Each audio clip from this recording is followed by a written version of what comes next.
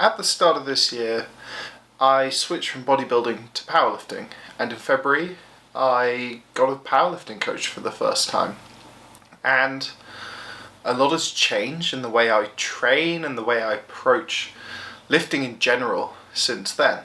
And I think if you'd told me in January that on a random Sunday with pretty awful prep, poor nutrition running up to the session, and bad sleep, I'd be upset about a deeply sub-maximal bench press PR at nearly 170 kilos, I wouldn't have believed you, because honestly, it doesn't make sense. Looking back on that session, I have to ask myself now, what was going through my head?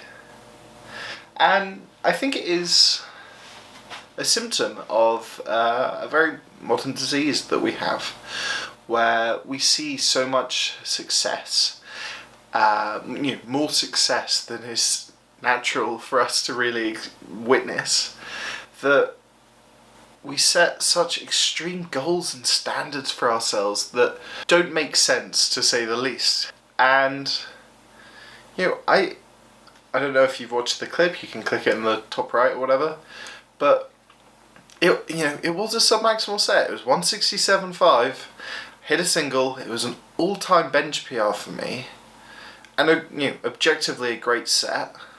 And I wasn't happy because I wanted it to be 7, RP 7 instead of 7.5. I don't know. I feel like powerlifting has brought a lot of happiness to my activity in the gym. I've made great friends through powerlifting. I've had wonderful experiences, and I really love the training still, but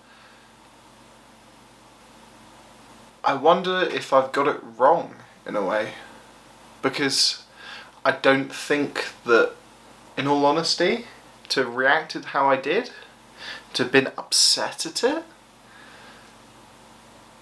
doesn't really make sense to me. I don't understand myself. I guess it's just a reminder that we all have to be fair to ourselves especially. I think goals are really, really good to have. I think goals drive me, and they drive a lot of people I know. And I think on the whole they've been very good, but I had this goal in mind that was aspirational, possible, but not 1 in 2, more like 1 in 20.